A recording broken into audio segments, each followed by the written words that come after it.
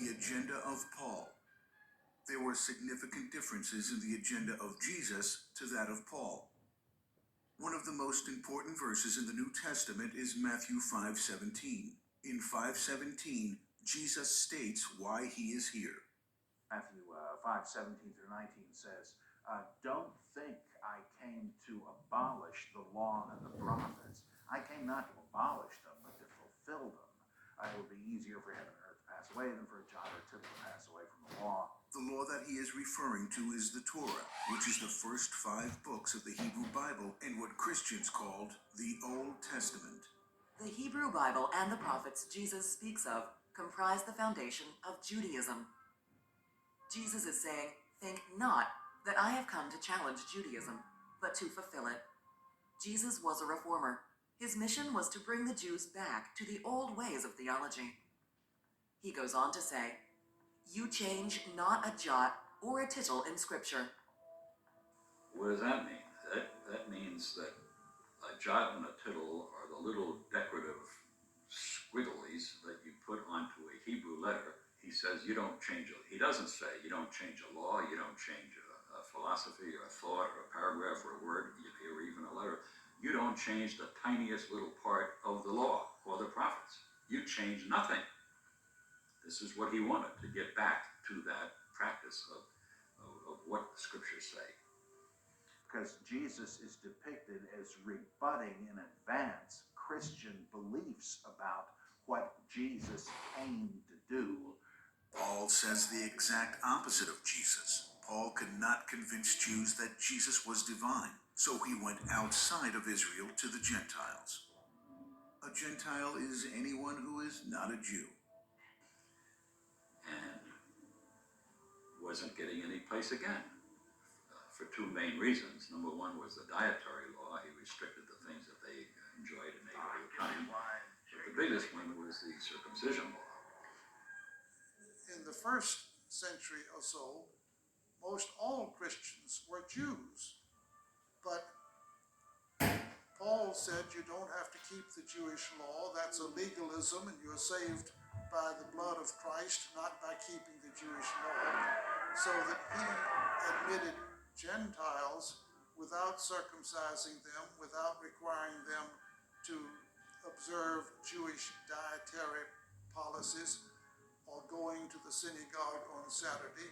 As a result, there developed what we call today 2 confessions or 2 denominations, Jewish Christians and Gentile Christians. But it took a long time for that bifurcation to take place. A lot of the so-called Gentile Christian church were Jews, but they didn't continue observing Jewish practices, thanks to Paul. But the point that I'm making is that Jesus says, I'm here for this, and Paul says, I'm here for that. Jesus says you change absolutely nothing, and he brings it to an extreme degree. And Paul says, we don't have to obey those cursed laws. Jesus has freed us from them. Of course, that's not what Jesus said.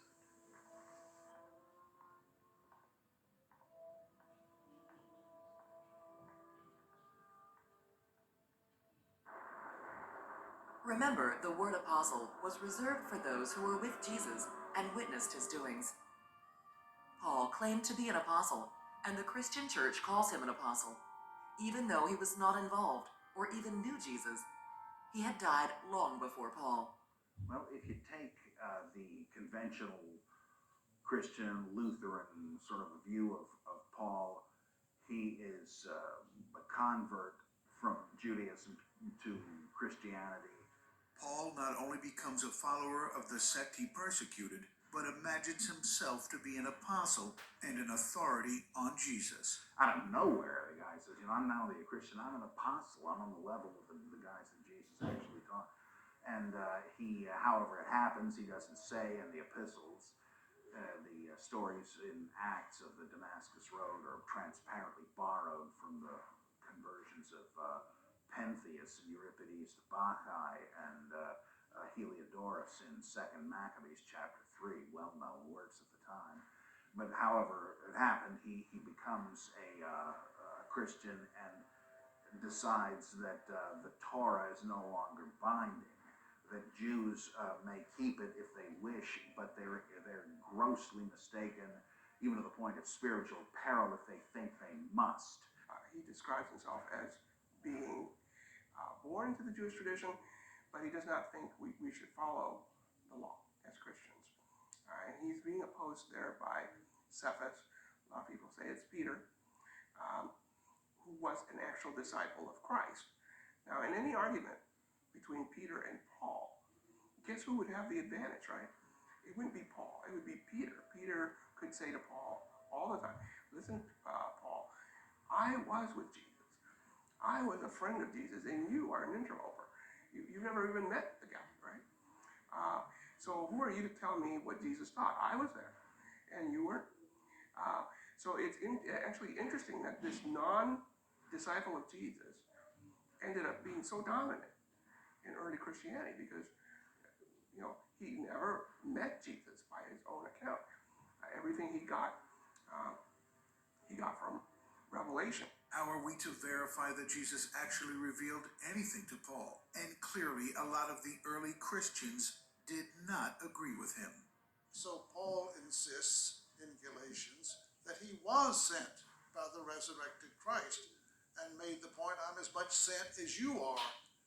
And if you knew Jesus before the crucifixion, that doesn't make a bit of difference.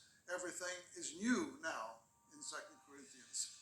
Now, this seems to be the tip of an iceberg, though, where he's trying to decide a larger issue.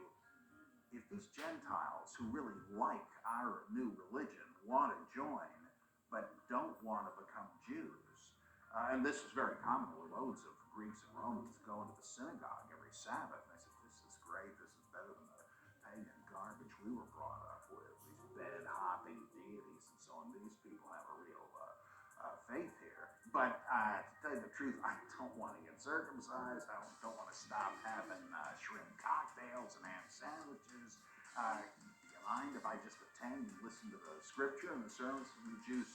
Come on, no problem. You're not Jews, but that's all right. Well, that's the kind of issue facing Paul. I got these people lining up to be baptized as Christians. Do I have to tell them they've also got to be circumcised and no more ham sandwiches? Because if I do, they're going to leave. And can it be that important? This raised a huge problem with the Ebionites. They said, look, I mean, it may not be the most important thing, but Jesus is the Jewish Messiah. I mean, what's the last thing you think the Jewish Messiah is going to do? Is say, let's just drop the Torah of Moses. We don't have. No way. Then this is, all right, it's the least of the commandments, but there's no way that Jewish Messiah is going to say that Jewish law is unimportant. So I said this Paul is an antichrist. He's a false apostle. He's a servant of the devil, especially the Ebionites. Oh, they really hated him. But Matthew did too. But remember what Jesus said, and keep saying, Matthew 5:17, think not that I have come to destroy the law or the prophets, but to fulfill them. And then he goes on, he says, you change nothing. So, critically, if somebody today wanted to be a true advocate of Jesus, he'd be a Jew. That's what Jesus was. If he wanted to be like Jesus, he'd